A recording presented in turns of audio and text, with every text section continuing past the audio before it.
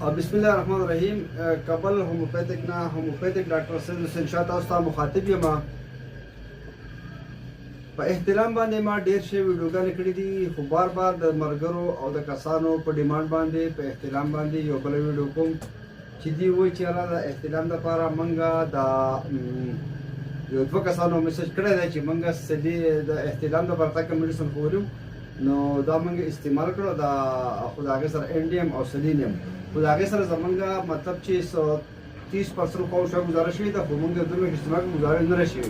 مزید یو دوه کسانو میسج دی. نو بچو ستاسو دپاره به زه دا ووایم چې پرسکه تاسو په ذهني ټینشن د دی نو د هغې نه راوځئ. که دا احترام تاسو سر ته خجورې نه دی نه قدر شي دی نه علاوه خپل 15 وخته مونځ ماښام چې سمبلی نو په ځان باندې صورت یاسین صورت واقعه صورت رحمان ده چوپ کوئ او دا بدن باندې هم پوکئ. نو په قرآن مجید کې هم شفا ده.